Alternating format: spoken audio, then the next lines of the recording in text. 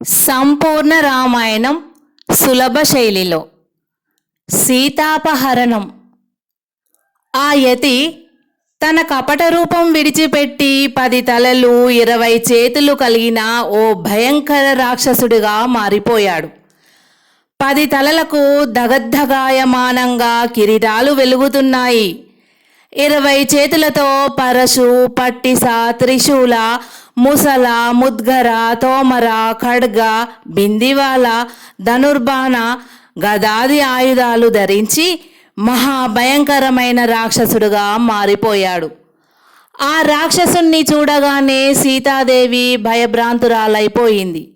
తన మరిది గీచిన అత్యంత శక్తివంతములైన ఆ శీలరక్షణ కారకములైన రేఖలను ఉల్లంఘించినందుననే తనకి దుర్గతి ఏర్పడిందని భీతిల్లుతో సీత వెంటనే ఆ లక్ష్మణ రేఖల లోపలికి వెళ్ళబోయింది.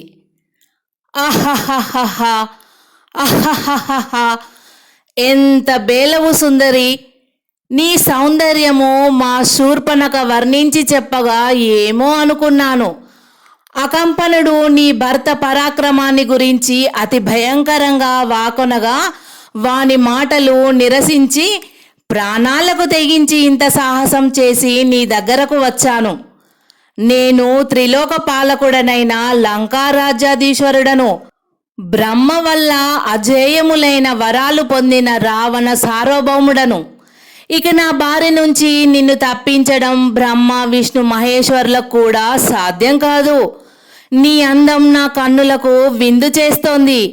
నీ శరీరం నుండి వెలువడుతున్న సుగంధ పరిమళాలు నా శరీరాన్ని మదనతాపంతో దహించి వేస్తున్నాయి. చంద్రబింబము వంటి నీ ముఖము నన్ను మన్మదావస్థకు గురి చేస్తోంది. మెరుపు తీగల బంగారు వర్ణంతో మెరుస్తున్న నీ శరీర లావణ్య శోభలు సౌందర్యకాంతులతో ప్రకాశిస్తున్నాయి అంటూ ఆ దానవుడు ఇంకా ఏదేదో అనబోతుండగా సీత ప్రళయాకాల పరమేశ్వరిలా గర్జిస్తూ, ఛీ నీచుడా, నీ క్షుద్ర ప్రసంగం నా దగ్గర చూపి ప్రయోజనం లేదు. నన్ను తాకడానికి సాహసిస్తే అగ్నిలో పడిన సమిదలా మాడి బూడిదైపోతావు. జాగ్రత్త. నేనెవరనుకున్నావు? సద్ధర్మ పరిపాలకుడు, సాధుజన సంరక్షకుడు, సాహస బల పరాక్రమ తేజ సంపన్నుడు, నిఖిల భూమండల భూపాల కులతిలకుడు అయిన శ్రీరామచంద్రదేవుని ధర్మపత్నిని. నా మరిది అయిన లక్ష్మణుడు తన అన్నను తీసుకొని ఇక్కడికి రాకముందే బుద్ధి కలిగి ఇక్కడి నుండి పారిపో, ప్రాణాలను దక్కించుకో అంది తీవ్ర కంఠస్వరంతో. రావణుడు మాత్రం వికటాట్టహాసం చేస్తూ సీత తిరిగి లక్ష్మణ రేఖల లోపలికి వెళ్లకుండా తన 20 చేతులు అడ్డంగా సాచి, జగన్మోహిని, సృష్టికర్త ఎంతో కష్టపడి సాటిలేని సౌందర్య రాశినిగా నిన్ను సృజించాడు. ఈ అందం, ఈ యవ్వనం, ఈ సౌకుమార్యం అడవి కాచిన వెన్నెల చేస్తూ ఇక్కడ ఉండడం ఎందుకు? నేను నీ రాముని కంటే అన్నింటిలోనూ అధికుడను. నా బంగారు లంకకు నిన్ను పట్టపురాణిని చేస్తాను. ఏది నీ కరగ్రహణం చెయ్యనివ్వు అంటూ తన చేతులలోని ఓ ఆయుధాన్ని కిందకు విడిచి సీత చెయ్యిని పట్టుకోబోయాడు. అలా రావణుని చెయ్యి సీత చెయ్యిని సృష్టించడానికి దగ్గరకు రాగానే ఆ మహాస్వాద్వి చేతి నుండి జ్వాలలు ఎగసి రావణుణ్ణి భయకంపితుణ్ణి చేశాయి. రావణుని శరీరాన్ని దహించి వేస్తూ తిరోగమనమయ్యాయి. అవి అనసూయాదేవి సీతకు అనుగ్రహించిన సౌశీల్య సంరక్షణ సౌభాగ్య శక్తులు. ఆ దృశ్యాన్ని చూసి రావణుడు తలలు పంకించాడు. తన శరీరాన్ని విపరీతంగా పెంచాడు. సీత నిశ్చేష్టురాలై ఎటు వెళ్ళడానికి వీలు కాక నిల్చొని ఉండగా తన త్రిశూలంతో ఆమె నిలుచుని ఉన్న భూ ప్రదేశాన్ని పెళ్లగించాడు. సీతతో సహితం ఆ భూఖండాన్ని ఎత్తుకొని తన రథం నిల్చుని ఉన్న వైపుగా తన నడక సాగించాడు. ఆ పర్ణశాల పరిసర ప్రాంతాలు ప్రతిధ్వనించేటట్లు సీత దీనాలాపన చేయసాగింది. లక్ష్మణ, ఇదేమిటి? మీ వదినను ఒంటరిగా విడిచిపెట్టి ఇక్కడికి ఎందుకు వచ్చావు తమ్ముడు? అయ్యో, పూర్వము విశ్వామిత్ర మహర్షి యాగ పరిరక్షణ కాలంలో నా చేత దూరంగా తరిమి కొట్టబడిన మారీచుడే మాయాలేడిగా వచ్చాడని నేను తెలుసుకొని ఆ రాక్షసుని కళేబరం నుంచి వెన్నుతిరుగుతూ అప్పుడే అనుకున్నాను, ఇదంతా రాక్షసులు పనిన కుట్ర అని. నేను అనుకున్నదంతా అయ్యింది. నీ సంరక్షణ లేని మీ వదినకు ఏ అపాయం ఎదురైతుందో కదా అన్నాడు శ్రీరాముడు దీనవదనుడై తనకెదురుగా తలవాల్చుకొని వస్తున్న లక్ష్మణుని చూస్తూ. రాముని కంఠంలోని ఆదుర్దాను లక్ష్మణుడు గ్రహించాడు. అతడు కనులలో నీరు తిరుగుతుండగా, అన్నయ్య, విధి మనకు ప్రతికూలమై ఉందని నేను అనుకుంటున్నాను. నువ్వు వచ్చిన తర్వాత ఏం జరిగిందో తర్వాత చెబుతాను.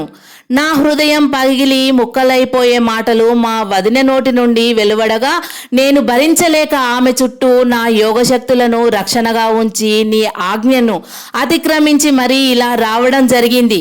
నేను గీచిన గీతలు దాటి బయటికి రానంత వరకు మా వదినకు ఏమీ భయం లేదు. ఈ ప్రపంచంలోని ఏ మహాశక్తి ఆమె నీడను కూడా సమీపించలేదు.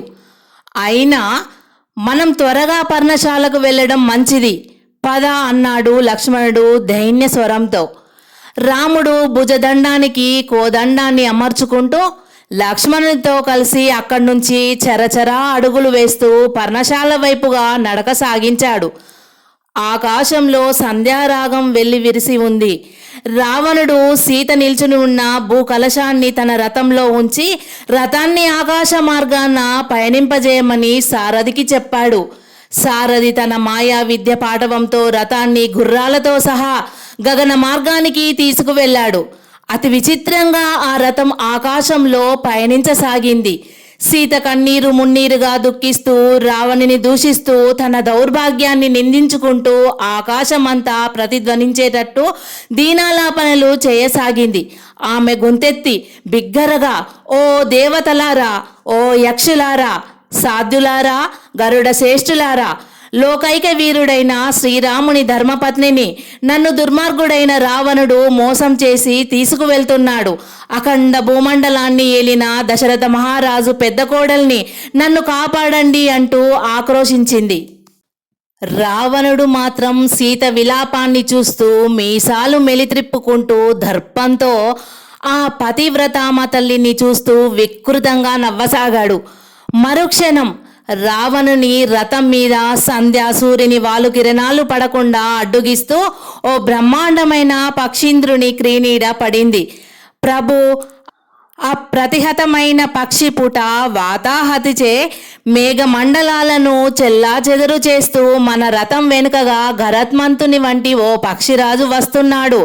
ఆ పక్షీశ్వరుని రెక్కల విదిలింపు వల్ల ఏర్పడిన గాలికి మన రథం ఈ అంతర్మధ్యలో నిరపాయంగా ప్రయాణం కొనసాగించడం కష్టం. ఈ ఉపద్రవం నుంచి రథాన్ని కాపాడండి ప్రభు అన్నాడు సారథి వెనుదిరిగి చూస్తూ. రావణుడు సారథి మాటలకు విస్తుపోతూ, సారథి, మన శక్తిని పరీక్షించడానికి ఒకవేళ గరత్మంతుడే వస్తున్నాడేమో రాని. ఆనాడు ఇంద్రుని వజ్రాయుధం అతన్ని ఏమీ చేయలేక వెనుదిరిగిపోయింది. ఈనాడు ఈ రావణ సార్వభౌముని కరవాలం అతని శరీరాన్ని ఖండఖండాలుగా చీల్చి చెండాడడానికి నిరీక్షిస్తూనే ఉంది అంటూ రావణుడు తన రథం వెనక మృత్యునీడల భయంకర గమనంతో అతి వేగంగా సమీపిస్తున్న పక్షిరాజును చూశాడు.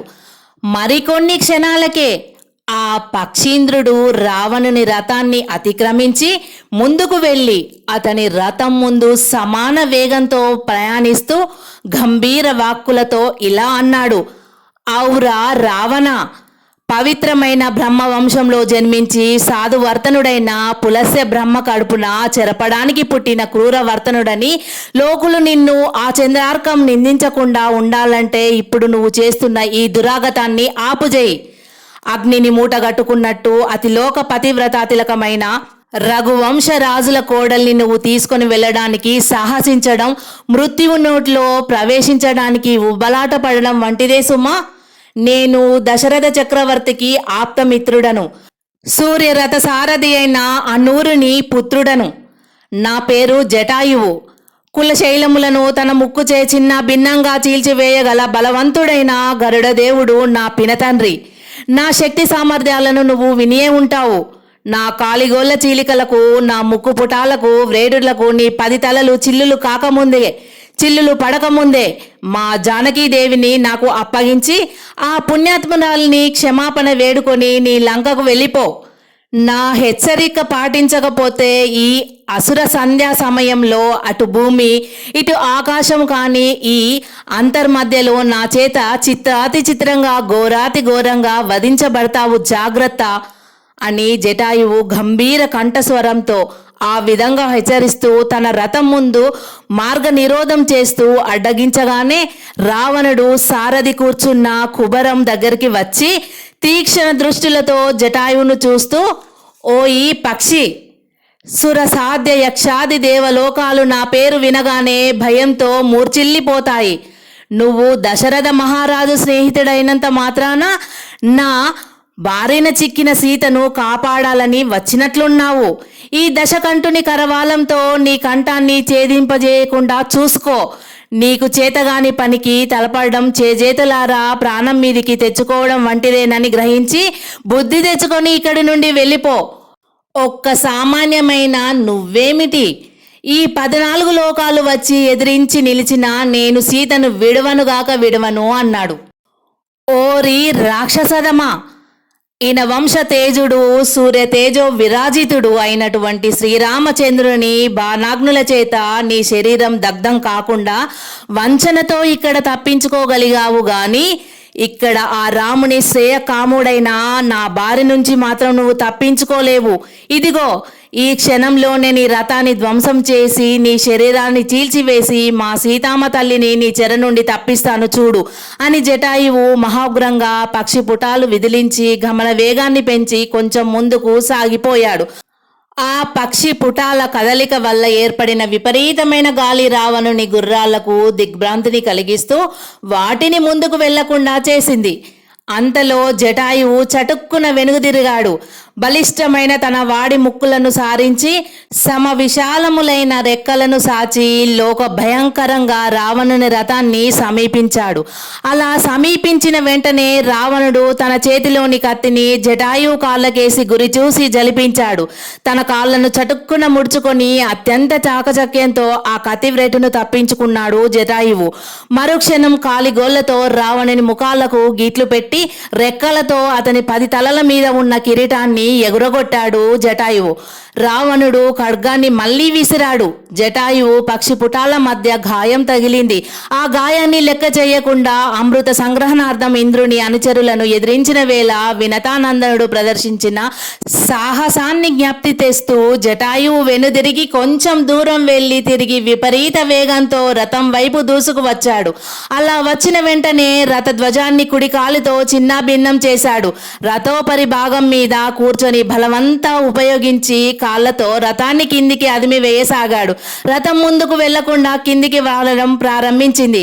రావణుడు అతని సారథి నిశ్చేష్టులై ఒకరి ముఖాలు ఒకరు చూసుకుంటుండడం తప్ప మరేదీ జరగలేదు అక్కడ ఆ క్షణం. మహాబలవంతుడైన ఓ పక్షి శ్రేష్ఠుడు తనకు సంరక్షకుడుగా రావడం తన అదృష్టం విశేషమని భావిస్తూ సీతాదేవి అతనికి విజయం కలగాలని పంచభూతాలను ప్రార్థించసాగింది. సారథి రథం పూర్తిగా నేల మీదికి వాలని ఆ పక్షి నా చేత ఎలా చస్తుందో నువ్వే చూద్దు గాని అన్నాడు రావణుడు. ప్రభు, మీరు జాగరూకతతో ఉండండి. ఆ పక్షి సామాన్య పక్షిగా కనిపించడం లేదు నాకు. రాక్షస మాయా బలంతో ఆకాశ మార్గాన పయనించే మన రథాన్ని తన శక్తితో కిందికి తీసుకుని వెళ్తుందంటే నాకంతా అయోమయంగా ఉంది అన్నాడు. అయోమయం ఎందుకు? 14 లోకాలలోని ప్రభువులంతా నన్ను సేవిస్తూ నాకు పాదాక్రాంతులై ఉండగా ఈ పక్షి నన్నేదో చేస్తుందని భయం ఆసారది. బ్రహ్మ వరాలు నన్ను రక్షిస్తూ ఉండగా ఈ పక్షి ఏం చేయగలదు అన్నాడు రావణుడు. వారిద్దరూ మాట్లాడుకుంటూ ఉండగానే జటాయువు ఒత్తిడికి లోనైనటువంటి రావణుని రథం భూమి మీదికి వచ్చి నిలిచింది. రథం భూమి చేరుకోగానే జటాయువు కిటికీ దగ్గరకు వచ్చి సీతను వాత్సల్య దృష్టిలతో చూస్తూ, తల్లి, నువ్వు రథం నుండి కిందికి దిగిరావమ్మా. ఈ రాక్షసదముణ్ణి సారథిని ఒకేసారి హతమారుస్తాను అన్నాడు. సీత వెంటనే రథం నుండి క్రిందికి దూకింది. ఆ రథాన్ని దగ్గరగా ఉన్న ఓ మర్రి చెట్టు దగ్గరికి వెళ్లి నిల్చొని జటాయువు విజయం కోరుతూ ఆశాపూరిత దృష్టిలను అతని మీదికి ప్రసరింపజేసింది. రావణుడు క్రోధావేశంతో రథం దిగి చేతిలోని ఖడ్గాన్ని జలిపిస్తూ, ఓరి పక్షి, చేతగాని పనికి వచ్చి నాకు కొంతసేపు అంతరాయం మాత్రమే కలిగించావు తప్ప ఇంతకు మించి నువ్వు ఏమీ చేయలేవు. ఈ అవరోధానికి బదులుగా నిన్ను ముక్కలు ముక్కలుగా చేస్తాను చూడు అన్నాడు. జటాయువు జగద్భయంకరంగా రెక్కలల్లార్చి, రాక్షసదమా, కార్యశూరులెప్పుడు వాక్శూరతను ప్రదర్శింపరు. నీ నీచ కార్యానికి ప్రతిఫలంగా నిన్నిక్కడ చిత్రవద చెయ్యనిదే నేను విడిచిపెట్టను, కాచుకో అని విసురుగా వచ్చి రావణ్ణి చేతిలోని ఖడ్గాన్ని ఎగసి తన్నాడు.